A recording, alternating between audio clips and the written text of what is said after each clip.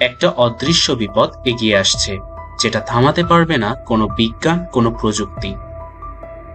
2032 সালের এক ভয়ানক দিন, হয়তো আমাদের শেষ দিন। গ্রহাণুর আঘাতে কি সত্যিই ধ্বংস হয়ে যাবে পুরো বিশ্ব? নাসার এক গোপন রিপোর্ট অনুযায়ী 2032 সালের আগস্ট মাসে পৃথিবীর দিকে ধেয়ে আসছে একটি বিশাল গ্রহাণু, যার নাম দেওয়া হয়েছে RA2032। এর ব্যাস প্রায় 400 মিটার। যদি এটি পৃথিবীতে আঘাত আনে, তাহলে শক্তির মাত্রা হবে হাজার হাজার পারমাণবিক বোমার সমান। কিন্তু প্রশ্ন হচ্ছে, এই গ্রহাণুটি কি সত্যি আঘাত করবে পৃথিবীতে? আর যদি করে, তাহলে এর টার্গেট কি বাংলাদেশ? অনেক বিজ্ঞানী বলেছেন, গ্রহাণুর সম্ভাব্য আঘাতস্থল হতে পারে দক্ষিণ এশিয়া এবং বাংলাদেশের কিছু উপকূলীয় অঞ্চল সবচেয়ে বেশি ঝুঁকিতে।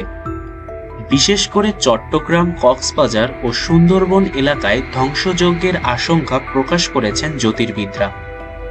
আপনি জানেন কি, 2013 সালে রাশিয়ার চেলিয়াবিনস্ক শহরে একটি ছোট্ট গ্রহাণুর বিস্ফোরণেই আহত হয়েছিল হাজার হাজার মানুষ।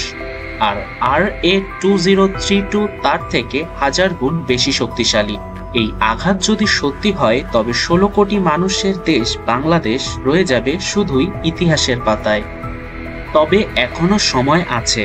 বিজ্ঞানীরা চেষ্টা চালিয়ে যাচ্ছেন এর কক্ষপথ পরিবর্তনের। কিন্তু একটাই প্রশ্ন থেকে যাচ্ছে, আমরা কি প্রস্তুত?